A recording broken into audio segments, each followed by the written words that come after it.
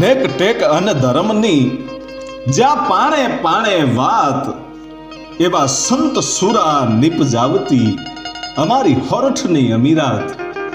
એવી આ સૌરાષ્ટ્રની દીંગી ધરતી, કચ્છ, કાઠિયાવાડ અને ગુજરાતની જે ધરતી છે એ ધરતી તો રત્નોની ખાણ કહેવાય. અહીંયા તો જતી સતી સંતો શુરવીરો દાતારોની તાણ જ નથી. અનેક ઇતિહાસો, હજારો ઇતિહાસો આ ધરતીમાં પડ્યા છે અને એમાંનો એક ઇતિહાસની આપણે વાત કરવી છે. આજથી 550-600 વર્ષ પહેલા બનેલી આ ઘટના, જ્યારે રામદેવ પીર હતા, જેસલ તોરલ હતા, માલદે રૂપાદે હતા, એ સમયની આ વાત છે કે લાખો અને લોયણ થયા. જેમ સતી તોરલે જેસલ જાડેજાને તાર્યા, એવી જ કંઈક આ ઘટના છે કે સતી લોયણે લાખાજીને તાર્યા હતા. એટલે લાખા લોયણનો ઇતિહાસ કહેવાય છે. અને એ ઇતિહાસની જો વાત કરવી હોય તો ગિરનારના જે સાધુડાઓ છે એ જય ગિરનારી અલખ અલખ કરતા કરતા કરતા જ્યારે જુનાગઢથી નીકળ્યા હશે, ગિરનારમાંથી નીકળ્યા હતા અને એ હાલતા હાલતા હાલતા આટકોટમાં આવ્યા. આટકોટ એટલે એ તો પવિત્ર ભૂમિ. એ પવિત્ર ભૂમિમાં માં સતી લોયણ થયા અને એ લોયણની પવિત્ર ભૂમિમાં માં વીરબાઈમાં પણ થયા. જલારામ બાપાના ધર્મપત્ની એટલે વીરબાઈમાં, અને વીરબાઈમાંનું ઈ પિયર એટલે આટકોટ. અને ઈ પવિત્ર ધરતીમાં જ્યારે ગિરનારના સાધુડા છે આજથી 600 વર્ષ પહેલા નીકળ્યા હશે અને હાલતા હાલતા એ આટકોટ ગામમાં આવ્યા. અને આટકોટમાં જ્યારે આવ્યા ત્યારે એક જુવાન છે એ સાધુ સંતોને મળે છે. અને એ જુવાનને સંતો પૂછે છે કે ભાઈ તારું નામ શું છે? કે બાપુ મારું નામ ગોપાલ છે, હું તો માલઢોર ચારવા વાળો છોકરો છું. એમ કે હા, કે અહીંયા આ તમારા ગામમાં કોઈ સંતોને ઉતારા આપે એવું ખરું કોઈ? અને એ વખતે એ ગોપાલ નામનો યુવાન છોકરો છે એ એમ કહે છે, હાલો હાલો હું તમને બતાવું. અમારા ગામના જે લુહાર છે ને ધનજી ભગત, એ ગમે ત્યાંથી સાધુને પરાયણે બોલાવીને પોતાના ઘરે લઈ જાય છે અને એમને જમાડે છે, ભોજન કરાવે છે, સાધુ સંતોની સેવા કરે છે. અમારા ગામમાં સાધુ સંતોનું ઠેકાણું જ ઈ છે. એમ કે હા. અને ઈ ગોપાલ નામનો છોકરો છે ઈ ગિરનારી સંતોને ધનજી ભગતને ઘેરે લઈ જાય છે. અને પઠવા શાખના ઈ લુહાર હતા ધનજી ભગત, અને એમના પત્નીનું નામ રૂડીબાઈ. અને ધનજી ભગત અને રૂડીબાઈ છે એ સાધુ સંતોને જોઈને એટલા હરખાઈ ગયા અને એને એમ લાગ્યું કે હા આજ તો ગિરનારી સંતો અમારા આંગણે પધાર્યા છે. અને સંતો પધાર્યા અને એને ભોજનની તૈયારી જ્યારે કરવાની હતી એ વખતે ધનજી ભગત મૂંઝાણા કે ઘરમાં કાંઈ નથી અને કરશું હું? આટલા બધા સાધુડા છે અને આપણે જમાડવા છે તો ઘરમાં કંઈક હોવું તો જોઈએ ને. ત્યારે રૂડીબાઈ છે ને એ એમ કહે છે કે તમારે મૂંઝાવાની જરૂર નથી ભગત. હે કે મૂંઝાવાની જરૂર નથી, મને મારા પિયરમાંથી 3 વેઢલા આપેલા છે કાનમાં પહેરવા માટે. એ વેઢલાને વેચી આવો અને સીધી સામગ્રી જે કાંઈ હોય એ લેતા આવો, એટલે આ સાધુ સંતો ભોજન કરી જાય. વિચાર તો કરજો, આજની જે સ્ત્રીઓ છે એને ઘરેણાનો કેટલો મોહમાયા હોય છે. અને એ વખતના સમયમાં આ રૂડીબાઈ છે એ પોતાના પતિને એમ કહે છે કે સંતોને જમાડવા હોય તો મૂંઝાવાનું ન હોય. મારા બાપને ઘરેથી મને જે ઘરેણા આપ્યા હતા ને એમાંથી 3 વેઢલા હજી મારે કાનમાં પહેરવાના પડ્યા છે, એ વેઢલા વેચી આવો અને સંતોને જમાડી દો. વિચાર તો કરજો કેટલો ભાવ હશે એની અંદર. અને એ વેઢલા લઈ અને ધનજી ભગત છે એ દુકાને જાય છે, ભાઈ વાણિયાની દુકાને જઈને કીધું કે લ્યો આ વેઢલા અને આ તમે ગીરવે રાખો, જ્યાં સુધી તમારા પૈસા અમે આપીએ નહીં ને ત્યાં સુધી તમે રાખજો. અને એ ગીરવે મૂકવા માટે થઈ અને ત્યારે દુકાનદાર એમ કહે છે કે તમારે ગીરવે મૂકવાની જરૂર નથી. મને ખબર છે ભગત, તમે સાધુ સંતોને જમાડવા માટે આ તમારા વેઢલા છે હોનાના એ વેચી રહ્યા છો, પણ હું તમને ઉધારે આપું છું. આ હું ચોપડામાં લખી લઉં છું. આ જે કાંઈ સીધું સામગ્રી તમે લઈ જાઓ છો એના પૈસા તમે તમારી રીતે આપી દેજો. આ હોનું મારે તમારું ગીરવે રાખવું નથી ભગત. તમારી જો વસ્તુ અમે ગીરવે રાખી હોય તો અમે કયા ભવે જ છૂટીએ. એ ભાઈ વાણિયાએ એમ કહેવાય છે કે ઉધારે એ બધી વસ્તુ આપી અને વેઢલા પણ પાછા આપી દીધા. ને લઈ અને ધનજી ભગત આવ્યા અને સાધુ સંતોને ભોજન કરાવ્યા. અને ભોજન થયા પછી એમ કહેવાય છે કે આખી રાત છે એ ભજન ભાવ હાલ્યા, ભજન ભાવ થયા. અને વહેલી સવારે સાધુ સંતોને શિરામણી કરાવી ભાઈઓ. દૂધના કટોરા ભરી ભરીને પાયા સાધુ સંતોને. સાધુ સંતો રાજી થઈ ગયા. અને પછી એક સંત છે એ પૂછે છે કે ભગત, અમે સાંજે જમ્યા છીએ, ભોજન કર્યા છીએ, સવારે તમે એમને શિરામણ કરાવ્યું, આખી રાત ભજનો થયા, તમારા બાળકો ક્યાંય દેખાણા કેમ નહીં? કેમ મોહાળમાં ગયા છે?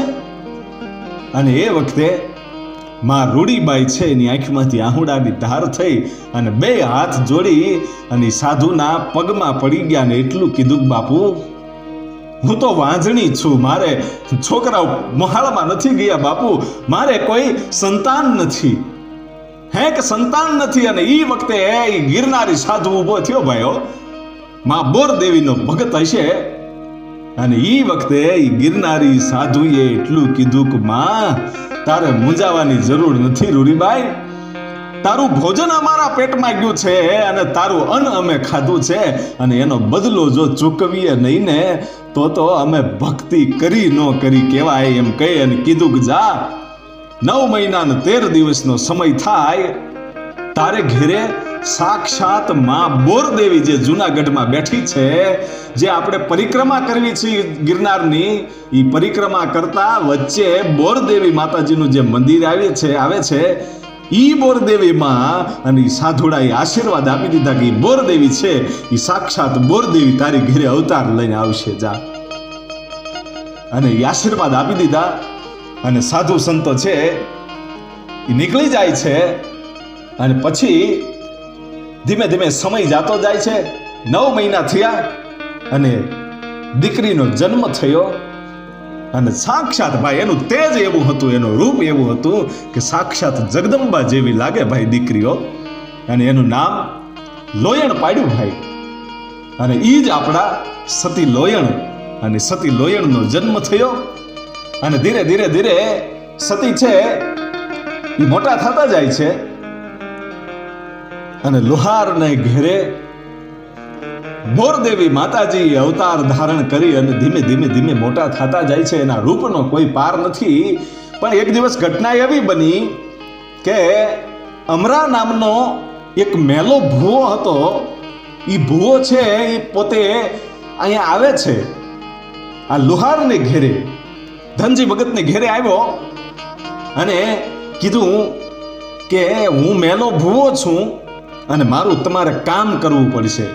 આ મેલા ભુવાની આખા ગામમાં હાંકબાક બોલતી હતી કે જો એનું કોઈ કામ ન કર્યું હોય કે કોઈકથી સામે બોલાઈ ગયું હોય તો દાણા છાટી અને માણસોને ગાંડા કરી દે, માણસો ધૂણવા મળે, આવી મેલી વિદ્યા અપનાવે. અને એ મેલો ભુવો એનું નામ અમરો. અને એ અમરો છે એ આજ ધનજી ભગત લુહારને ઘેરે આવીને કહે છે અમાહનો દિવસ હતો. અને લુહારને કીધું ભાઈ ધનજી ભગતને કે મને એક દાતરડી બનાવી દો, એક દાતરડી બનાવી દો, કારણ કે એ નવી દાતરડીથી આજ અમાસનો દિવસ છે અને મારે માતાજીને નિવેદ કરવાના છે, એટલે નવું દાતરડું એક બનાવી દો. એટલે મારી કુળદેવી છે એ દાતરેડી માતાજી છે અને એની માટે એ દાતરડી બનાવી દો અને આજે નિવેદ કરવાના છે. અને એ નિવેદ અમારે પશુની બલિથી થાય છે, એટલે પશુની બલિ ચડાવવામાં એ નવી દાતરડી હોય તો સારું રહે, એ પશુને કાપવા માટે સારું રહે, એટલા માટે દાતરડી બનાવી દો. અને એ વખતે ધનજી ભગત એમ કહે છે કે અમરાજી તમે ઘર ભૂલ્યા છો અને જે દાતરડીથી પશુની બલિ ચડાવવાની હોય એવી દાતરડી હું કોઈ દિવસ બનાવું નહીં. હું લુહારનો દીકરો છું અને એમાંય આજે અમાહ છે એટલે અમે અમાહ પાળીએ છીએ. અને એ વખતે અમરો ભૂવો એમ કહે છે કે તને ખબર તો છે ને આખા ગામમાં હાક બાક બોલે છે, આખું ગામ મારાથી બીવે છે. હું હમણાં જો અડદના દાણા નાખીશ ને તો તારું આખું ઘર બરબાદ થઈ જાય, માટે તું દાતરડી બનાવી દે. અને એ વખતે ધનજી ભગત લુહાર એમ કહે છે કે આજ મારા હાથમાં હું રામાયણ વાંચું છું, હું ભાગવત વાંચું છું, અને આજ હાથમાં ભાગવત હોય, હાથમાં રામાયણ હોય, અને જેણે રામાયણ અને ભાગવતના પાઠ કર્યા હોય, જેણે ભગવાનના ભજન કર્યા હોય, એને કોઈ દિવસ કાંઈ નડતું નથી. તારે જેટલા દાણા નાખવા હોય એટલા નાખી દેજે, પણ દાતરડી નહીં બને એટલે નહીં બને.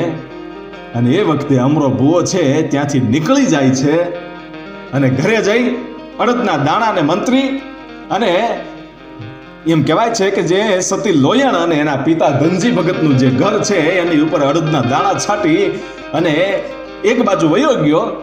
અને એને એમ થયું કે હમણાં આખું ઘર ગાંડું થઈ જાય, બરબાદ થઈ જાય, હમણાં બધાય ધૂણવા મળશે. પણ અહીંયા તો કાંઈ ફરક જ નથી પડ્યો, કારણ કે સાક્ષાત બોરદેવી માતાજી છે એ પોતે અવતાર ધારણ કરી અને લોયણના રૂપમાં આવ્યા છે. અને ધનજી ભગત એટલે એ તો રામાયણ વાંચે, ભાગવતના પાઠ કરે, જેની ઉપર ઈશ્વરની કૃપા હોય, જેની ઉપર જગદંબાની કૃપા હોય, અને કોઈ દિવસ કાંઈ નડતું નથી. અને કાંઈ ફરક જ ન પડ્યો. એટલે ભૂવો છે, અમરો ભૂવો, એ બીજાને પૂછે છે, જેટલા એ ધનજી ભગતના ઘર બાજુથી માણસો હાલ્યા આવતા હોય ને એ પૂછે કે ધનજી ભગત હતા ઘરે? કે હા હતા ઘરે, અને રામાયણ વાંચે છે.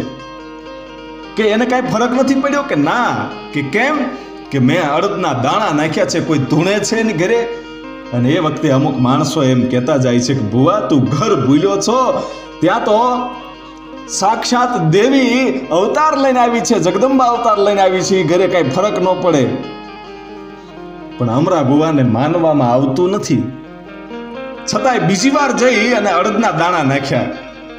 પણ બીજી વાર પણ ઘણા બધા માણસોને પૂછે છે, છતાંય કાંઈ આને ફરક પડ્યો નહીં. તો એ વિચાર આવ્યો કે હવે કરવું શું? અને વિચાર આવ્યો કે લોકો કહે છે કે સાક્ષાત જગદંબા આને ઘેરે અવતાર લઈને આવી છે, તો હવે ભગત બની જવાય, બીજું કાંઈ કરાય નહીં. અને પોતે એમ કહેવાય છે કે ગામ છોડી અને વયા જાય છે. અમરો ભૂવો તો નીકળી ગયો અને 4 ધામની યાત્રા કરી. 7 થી 8 વર્ષે એ અમરો ભૂવો છે પાછો આવ્યો, અને ગામ લોકોએ જોયું કે અમરો ભૂવો છે એ તો ભગત થઈને આવ્યો છે, હવે તો ભગત થઈ ગયો છે. અને ભાઈ એ તો ઘરે પછી નક્કી કર્યું કે હવે આપણે ભજન કરવા છે, અને 4 ધામની યાત્રા કરીને આવ્યા છે એટલે લોટી ખોલવી છે. અને પછી તો જે લોકો અમરો ભૂવો કે એને એમ કે ભૂવો નહીં કહેવાનો, મને ભગત કહેવાનો, હું ભગત થઈ ગયો છું.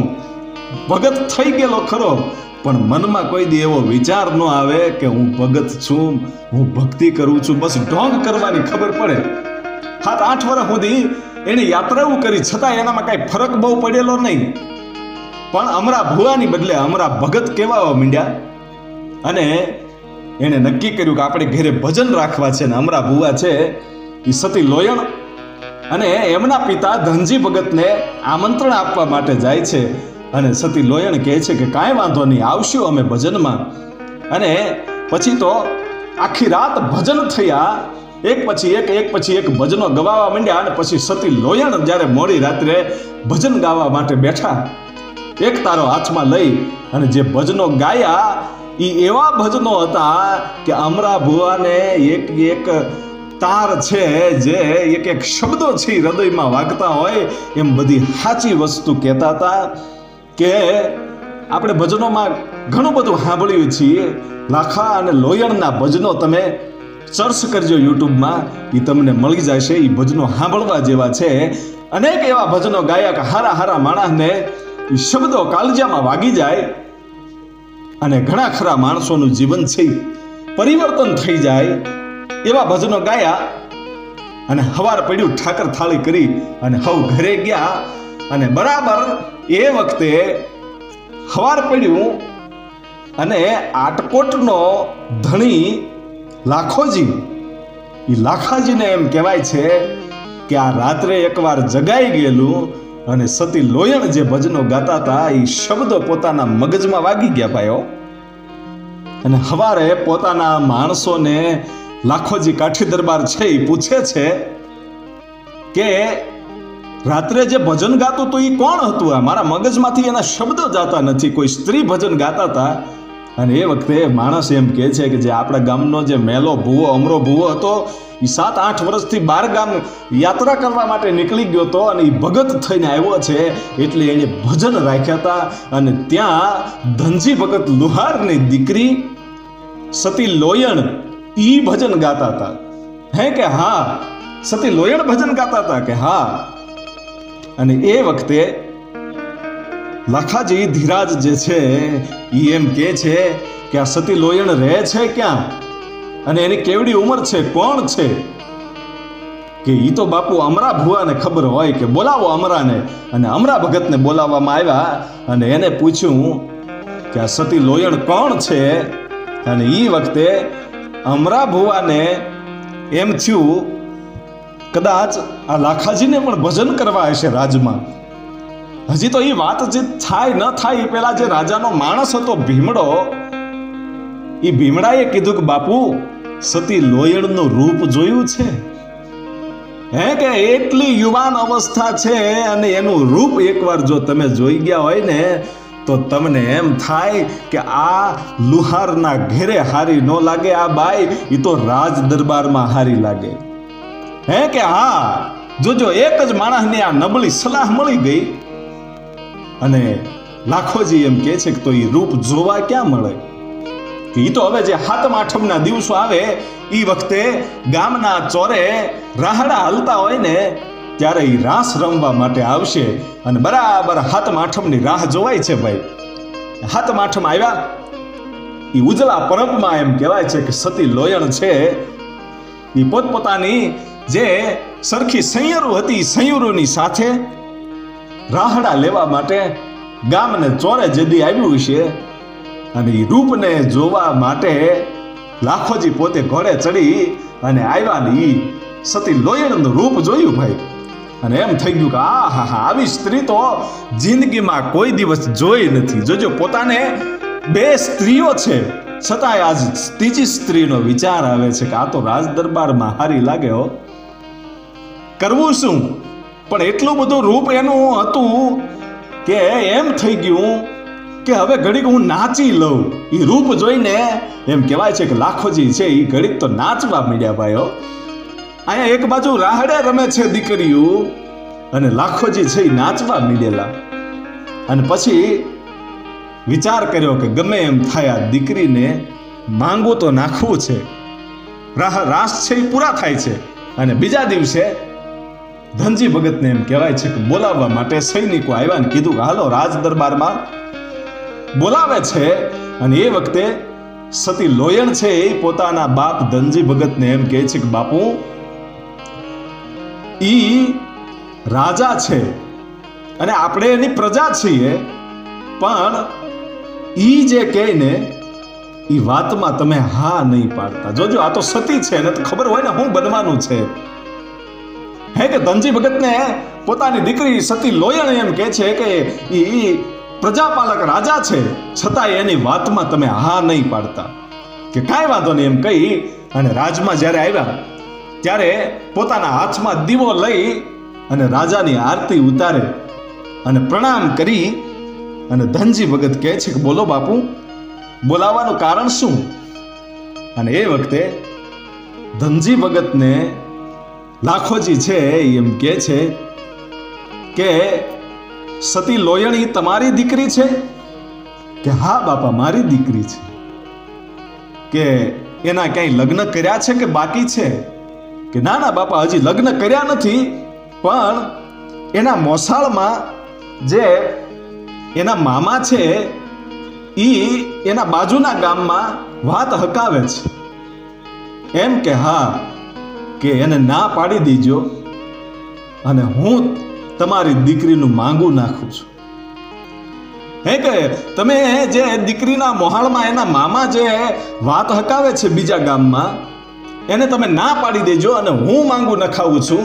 અને એ વખતે ધનજી ભગત કહે છે કે બાપા તમે કોનું માંગુ નખાવો છો? કે હું મારું માંગુ નખાવું છું. અને એ વખતે ધનજી ભગતને શબ્દો યાદ આવ્યા ભાઈઓ કે સતી લોયણ જે કહેતી હતી સાચું પડ્યું, આની માંગણીમાં હા પાડ્યા જેવું નથી. અને કીધું કે બાપ તમે તો પ્રજાના પાલક છો, તમે રાજા છો, પણ મારી દીકરી હું તમને નહીં આપું. તમારું જે તમે મને માંગુ નાખ્યું છે, મારી દીકરી માટે હાથ માંગ્યો છે, એ હું તમને ના પાડું છું એમ કહી અને લાખોજી ને એક બાજુ મૂકી અને જે ધનજી ભગત છે એ પોતે નીકળી જાય છે, પોતાના ઘેરે આવી જાય છે. અને પછી સતી લોયણ કહે છે કે બાપુ હવે જીવવું અઘરું તો પડશે, કે કાંઈ વાંધો નહીં, હવે જે થાય તે લડી લઈશું, બીજું તો શું. અને ધીમે ધીમે સમય જાય છે. અને એ વખતે જે બીજા અમુક માણસો છે એ આ રાજાને લાખાજીને ચડાવે છે, નબળી સલાહો આપે છે ને એમ કહે છે કે એ જે સતી લોયણનો મામો છે એ બીજા ગામમાં વાત હકાવે છે એટલે તમને ના પાડી, હવે એને થોડોક મારી લ્યો ને એટલે એનું કામ પતે. અને પછી તો નક્કી કર્યું કે હવે જે સતી લોયણનો મામો છે એને તો મારવો જ પડશે. અને નક્કી કર્યું કે આ રે છે કઈ જગ્યાએ? કે સતી લોયણના મામાનું નામ હરજી લુવાર છે અને એ કીડી ગામે રહે છે. અને કરિયાણા ગામે આ દીકરીના સંબંધની વાત હાલે છે, બધું જાણી લીધું ભાઈ. અને ઘોડેસવારો મોકલ્યા અને કીડી ગામે જઈ અને સતી લોયણના મામા હરજી લુવારને જઈ અને માર્યા ભાઈ ઘોડેસવારોએ. અને કીધું કે આજ પછી જો સતી લોયણના સંબંધની ક્યાંય વાત કરી તો જીવ તો મારી નાખશું ભાઈ. એવું કહી અને નીકળી ગયા. પણ પછી તો સામાન્ય માણસ કરે શું? ઘોડેસવારોએ મારી અને પછી ધમકી દઈ અને પાછા વી આવ્યા. અને હરજી ભગત લુવાર જે હતા એને તો વાત હાંકવાનું બંધ કરી દીધું, કારણ કે સામાન્ય માણસ છે, કરે શું. અને પછી જે વાત હાલતી હતી એ રાજાએ વિચાર કર્યો કે હવે કરવું શું, કઈ રીતે પાછું માંગુ નાખવું. અને પછી સતી લોયણને મેળવવા માટે ઘણા બધા કાવતરા કર્યા. અને પછી એકવાર લાખોજી છે એ એના માણસોને પૂછે છે કે સતી લોયણ છે એ પાણી ભરવા જાય ને ન્યા એને પકડી લેવા છે આપણે, અને સીધા રાજમાં લઈને વહી આવવું છે. અને ત્યારે એમ કે છે કે સતી લોયણ તો રાત્રે જ પાણી ભરવા માટે જાય છે, કારણ કે એનું રૂપ એવું છે એટલે બહાર નીકળતા નથી. એટલે લાખોજી કહે છે કે હવે નિયમ કરી નાખો આટકોટમાં કે દિવસ આથમે એટલે દિવસ આથમા પછી કોઈએ પાણી ભરવા જવું નહીં. અને નિયમ કરી નાખ્યો. અને સતી લોયણે પોતાના બાપને કીધું કે જોયું બાપુ, આ બધું આપણા માટે થાય છે, હવે હું દિવસે પાણી કેવી રીતે ભરવા માટે જઈશ. અને સમય ગયો અને પછી તો ભાઈ પાણી ખૂટ્યું ઘરમાં. 2-4 દિવસ વયા ગયા. અને એક દિવસ પૂનમનો દિવસ હતો અને સતી લોયણે પોતાના બાપને કીધું કે બાપુ હવે ગમે એમ થઈ જાય પણ પાણી ભરવા માટે જવું છે, સાંજનો સમય છે. અને માથે બેડું લઈ અને સતી લોયણ છે એ ગામના પાદરમાં જે કૂવો હતો એ કૂવે પાણી ભરવા જાય છે. અને લાખાજીને ખબર પડી કે સતી લોયણ છે એ પાણી ભરવા માટે ગયા, એના માણસો મૂકેલા એટલે ખબર પડી ગઈ.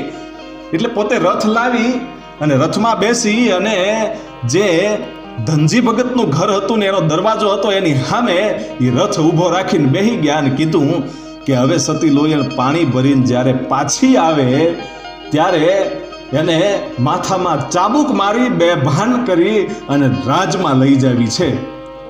બધી તૈયારી સાથે એ લાખોજી આવી ગયા અને ધનજી ભગતના દરવાજે ઊભા રહી ગયા ભાઈ, રથમાં બેસી ગયા. અને આ બાજુ સતી લોયણ છે બરાબર કુએ પાણી ભરી અને બરાબર એ જે શીશણ હતું એનાથી કુવામાંથી પાણી બારું કાઢ્યું ને એ વખતે 2 બાલ યોગી એને જોવા મળ્યા ભાઈ. નાના નાના 11 વર્ષના બે સાધુડા છે, સંન્યાસીઓ છે, એમ કહે છે કે બેન અમને પાણી આપ.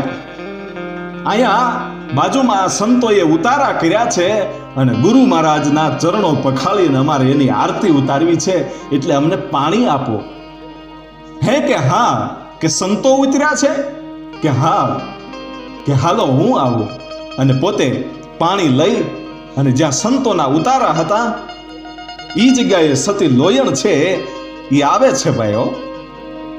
અને આવતાની સાથે ઉદયગીરી બાપુના દર્શન થયા, પગમાં પીડ્યા. અને એ વખતે ઉદયગીરી બાપુ પૂછે છે કે બેટા તારું નામ શું? કે મારું નામ લોયણ છે બાપુ.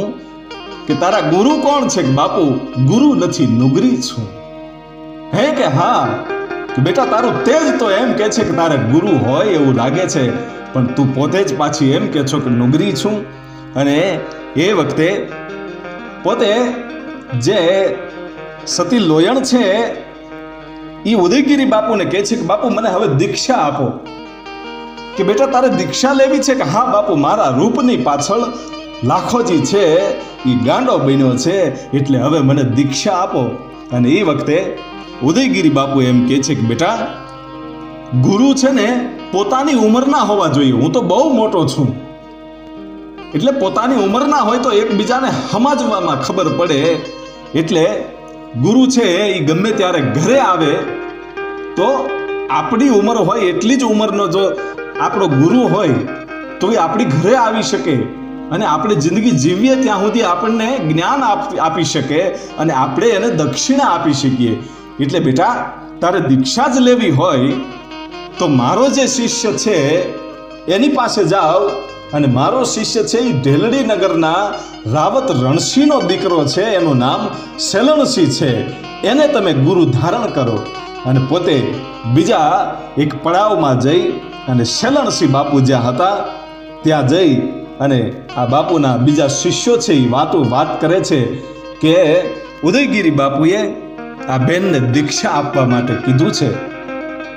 અને પછી સેલણસિંહ બાપુ છે એને સતી લોયણને દીક્ષા આપે છે.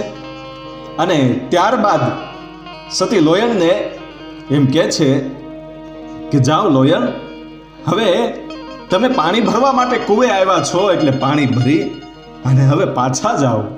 કે બાપુ મારા રૂપની પાછળ લાખો ગાંડો થયો છે અને મારા દરવાજે ઊભો છે.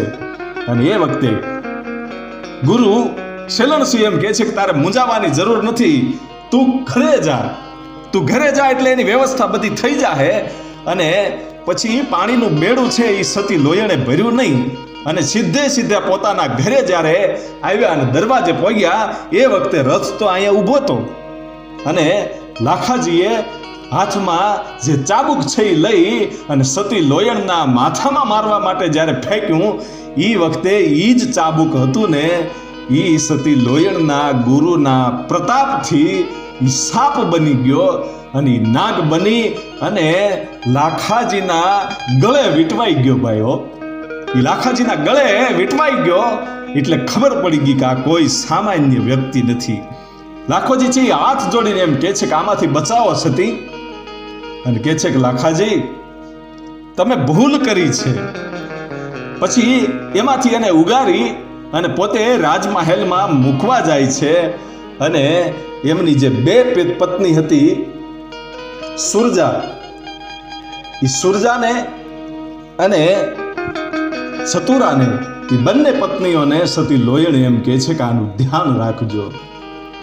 અને પોતે રાજમાં લાખાજીને મૂકીને પાછા આવ્યા ત્યારે ઘરે જોયું ને તો પોતાના માતા પિતા જે ધનજી ભગત અને રૂડીબાઈ હતા ને બંનેના પ્રાણ પંખીડા નીકળી ગયા હતા. ભાઈ એને એમ થઈ ગયું હતું કે અમારી દીકરીને ન કરવાનું કાંઈક કામ કર્યું હશે આ લાખાજીએ, પણ એની બીકથી ધનજી ભગત અને રૂડીબાઈ બંનેએ પ્રાણ છોડ્યા. અને પછી તો એમ કહેવાય છે કે સવારે એના અંતિમ સંસ્કાર કર્યા.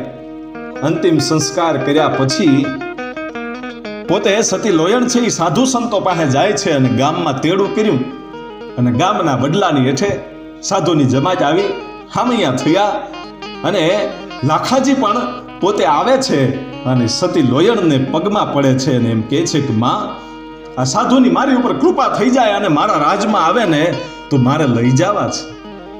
અને પછી સતી લોયણ છે એ સંતોને પ્રાર્થના કરીને કહે છે કે લાખાજીનો બહુ ભાવ છે તો આપ રાજ દરબારમાં પધારો. અને સંતો છે એ ઉદયગીરી બાપુ એટલે કે ઉગમસિંહ બાપુ અને શેલણસિંહ બાપુ આ બધા સંતો છે એ આટકોટના રાજ દરબારમાં લાખાજીના દરબારમાં આવ્યા. અને પછી 12 વર્ષ સુધી સંતો ત્યાં રહે છે. રાજ દરબારમાં 12 વર્ષ સુધી સંતોની ખૂબ સેવા કરી. અને એ પછી એકવાર ઉગમસિંહ બાપુ છે એ સતી લોયણને બોલાવી અને એમ કહે છે કે આ 12 વર્ષ સુધી અમે અહીંયા રહ્યા છીએ અને એણે આની અમારી સેવા ખૂબ કરી છે, એટલે કાંઈક એવો યોગ તમે શીખવાડો. સતી લોયણને આ ઉગમસિંહ બાપુ છે એમ કહે છે કે લાખાજીને કંઈક યોગ શીખવાડો. અને પછી સતી લોયણે લાખાજીને યોગ શરૂ કરાવ્યા અને પ્રાણાયામ અને પદ્માસન આવા બધા યોગ શરૂ કર્યા. અને એ વખતે અમુક નબળા માણસો હતા, એણે જે લાખાજીના પત્ની સુરજાદેવી હતા એને જઈને કીધું કે તમને શું લાગે છે કે આ લોકો યોગ કરે છે એમ? કે હા કે નહીં. સતી લોયણ અને લાખાજી એ રૂમનો ઓરડો બંધ કરીને શું કરે છે તમને હજી ખબર નથી. હે કે હા કે અંદર શું વાતો થાય છે ને શું કરે છે તમને ખબર નથી એમ કીધું. ત્યારે અવળું હુજ્યું અને સુરજાદેવીને એમ થઈ ગયું કે આ લોયણ છે એ સતી પોતાને કેવરાવે છે અને ન કરવાના ધંધા મારા પતિની સાથે કરે છે. શંકા પડી ભાઈ, અવળું હુજ્યું. અને પોતે સુરજાદેવી છે એ ગડગડતી દોટ મૂકીને જે જગ્યાએ યોગ ક્રિયા શરૂ હતી એ રૂમનો ઓરડો છે એ બંધ હતો, ખાલી દરવાજો જ બંધ હતો પણ અંદરથી લોક નહોતો મારેલો, હાવ બંધ નહોતો. પણ આ સુરજાદેવીને એમ થયું કે અંદરથી લોક હશે, એટલે એણે પોતે દરવાજાને લાત મારી. એ દરવાજો ખુલી ગયો તો જોયું ને તો સતી લોયણ તો બહુ દૂર ઊભા છે અને અહીંયા અર્ધ પદ્માસન લગાવી અને લાખાજી યોગ કરી રહ્યા છે. અને જોયું તે એમ થઈ ગયું કે આ મારાથી ખોટી શંકા થઈ ગઈ છે ભાઈ, હો ખોટી શંકા થઈ ગઈ છે. અને આ અમુક માણસો જે છે એ મને ખોટા અવળા રસ્તે ચડાવે છે, આની ઉપર શંકા કરાવરાવે છે, તો આનું હવે કરવું શું?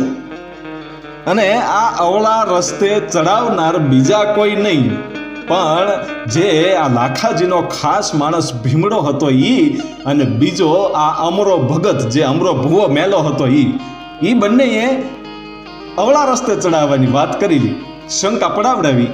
એટલે નક્કી કર્યું કે હવે ગમે એમ થાય આને આ ભક્તિના માર્ગમાં જે આડા આવતા હોય એને હવે ઓછા કરવા જ પડશે. અને પછી સુરજાદેવી છે એક માણસને મોકલે છે ને કીધું કે અમરા ભુવાને જઈને કહેજો કે કાલે સવારે ભરી સભાની અંદર અમરા ભુવાને મારે પાઘડી પહેરાવી અને ચાંદલો કરવો છે. અને એવી જ્યારે વાત થઈ ત્યારે અમરા ભુવાને તો એમ થઈ ગયું કે હા રાજ દરબારની અંદર અને રાજની જે રાણી છે એ મને પાઘડી પહેરાવીને સન્માન કરશે માણસોની વચ્ચે. અને ભાઈ હવારના પોરમાં તો તૈયાર થઈને આવ્યો અને એક થાળીની અંદર ખોટું રૂમાલ ઢાંકી અને સુરજાદેવી આવ્યા, લાખાજીના પત્ની સુરજાદેવી, અને દાસીની હાથમાં તરવાર આપી કે તરવાર તમે રાખો. અને જ્યારે અમરો ભુવો એમ કીધું અમરા ભુવાને કે તમે જરાક માથું નીચું નમાવો એટલે હું તમારી જે આ પાઘડી છે તમે પહેરેલી છે એ ઉતારી અને તમને નવી પાઘડી હું પહેરાવી દઉં. અને પેલા ચાંદલો કર્યો અને પછી માથું જ્યારે નીચું નમાડ્યું અને એ વખતે દાસીના હાથમાં જે તરવાર હતી પોતાના હાથમાં લઈ અને ભરી સભાની અંદર એ અમરા ભુવાનું એમ કહેવાય છે કે મસ્તક છે એ વાટી લીધું ભાઈ.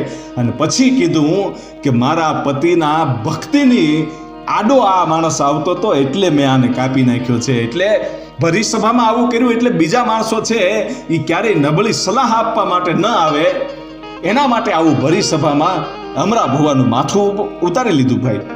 અને પછી ધીમે ધીમે સમય જાતો જાય છે અને એક દિવસ અંજારમાં સતી તોરલ સાથે એક ઘટના બનેલી. લાખા લોયણ અને જેસલ તોરલ એ એક જ સમયમાં થયા અને બધાય આ ભક્તો હતા. એટલે સતી તોરલ સાથે ઘટના બનેલી કે જે સધીર નામનો વાણિયો છે એની હારે જે કાંઈ ઘટના બની હતી એ જેસલ તોરલના ઇતિહાસમાં આવે છે. અને જેસલ તોરલનો સંપૂર્ણ ઇતિહાસ એ આપણી ચેનલમાં છે, તમે જોઈ લેજો. કે સધીર નામનો જે વાણિયો છે એને અને જેસલ તોરલના જે આખી ઘટના બની હતી એ ઘટનાક્રમે વાણિયાએ પોતાનું બધું જ ધન જેસલ તોરલને આપી દીધું હતું કે આ સતના માર્ગે તમે વાપરજો અને મારે હવે ભગત થઈ જવું છે. વાણિયો ભગત થઈ ગયો અને બધી જ સંપત્તિ છે એ જેસલ તોરલને આપી દીધી.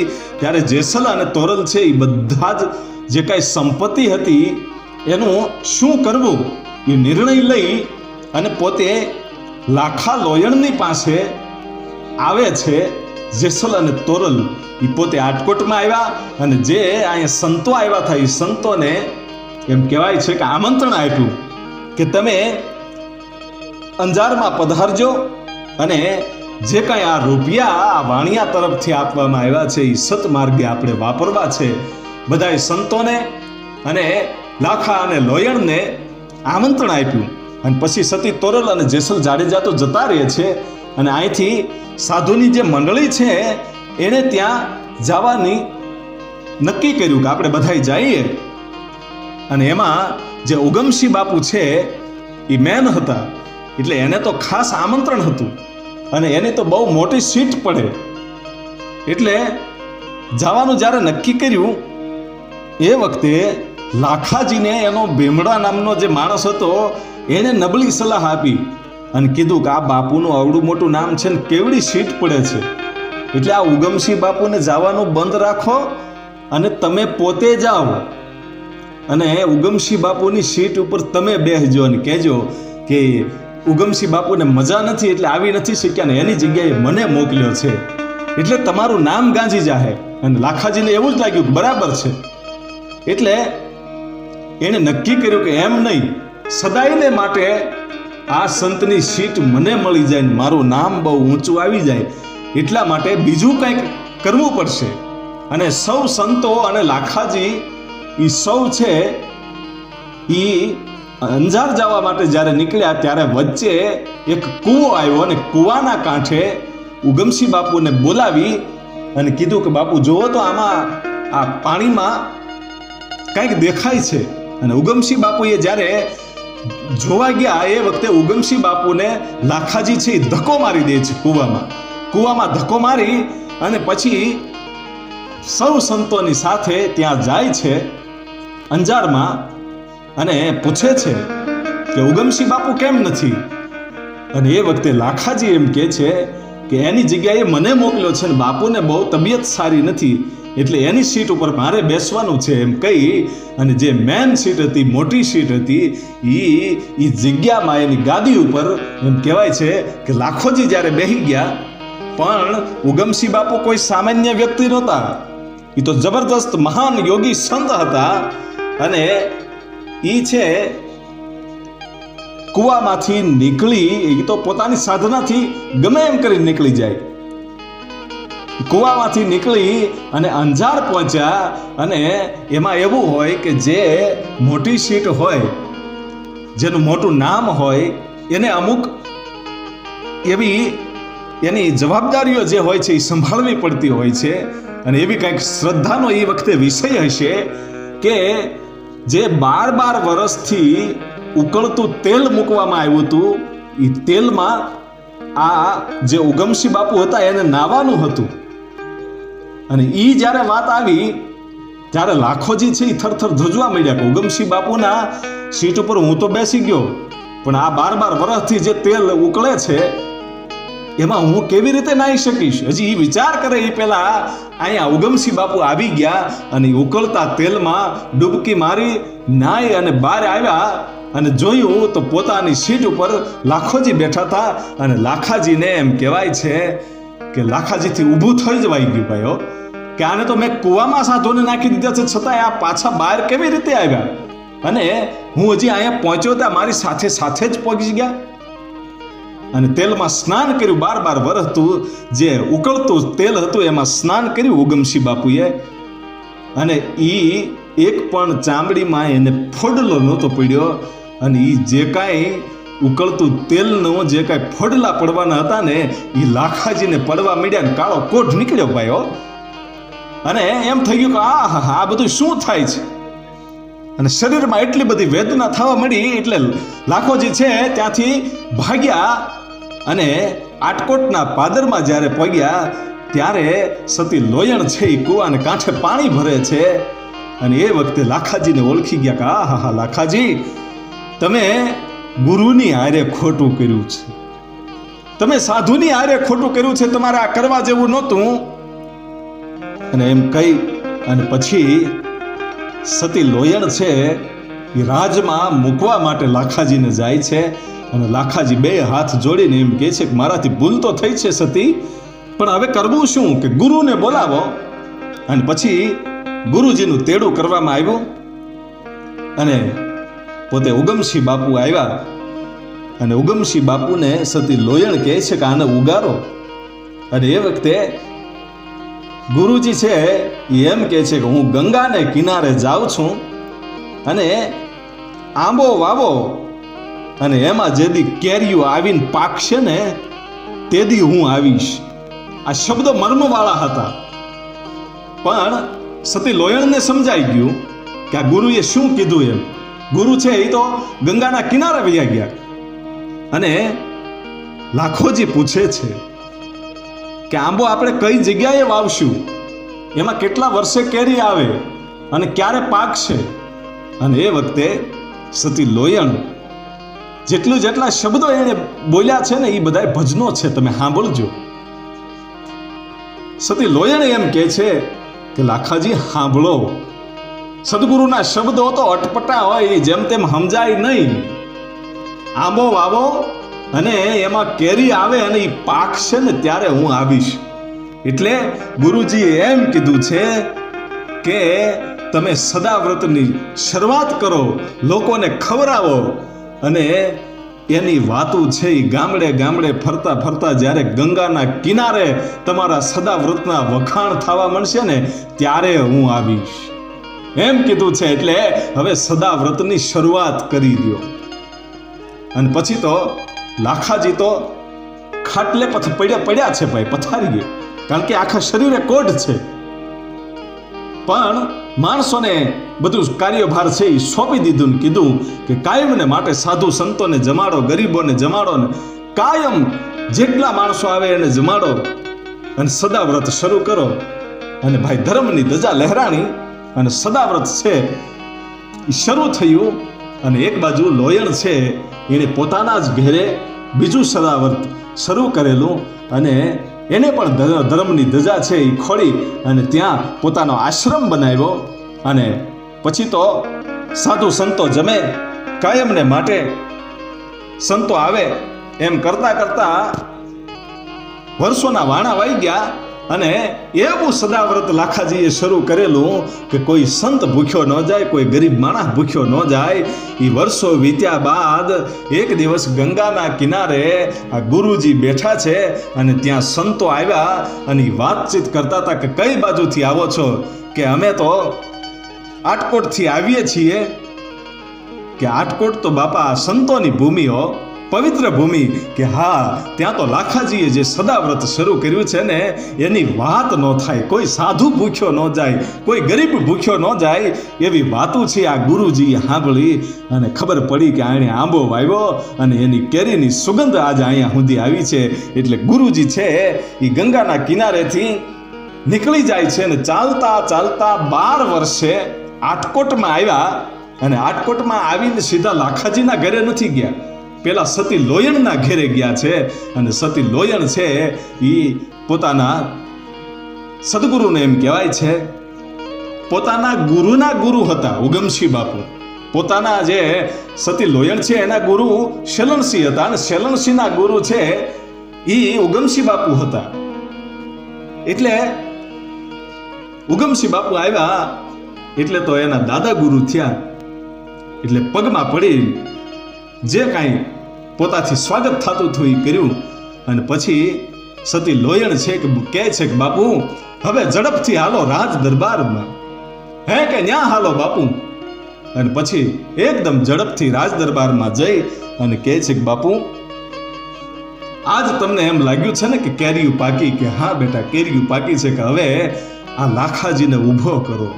એ તો લીમડાના એ પથારીમાં લીમડો નાખેલો છે, આખા મલકની માખીયું એને ઠોલે છે બાપુ. હવે આનું કંઈક કરો. અને પોતાની પાસે જે ગંગાજળ હતું એ ગંગાજળ છે એ લાખાજીને પાઈ દીધું. અને લાખાજી તરત જ એને બધો જે કાંઈ કોઢ નીકળ્યો તો એ હારો થઈ ગયો.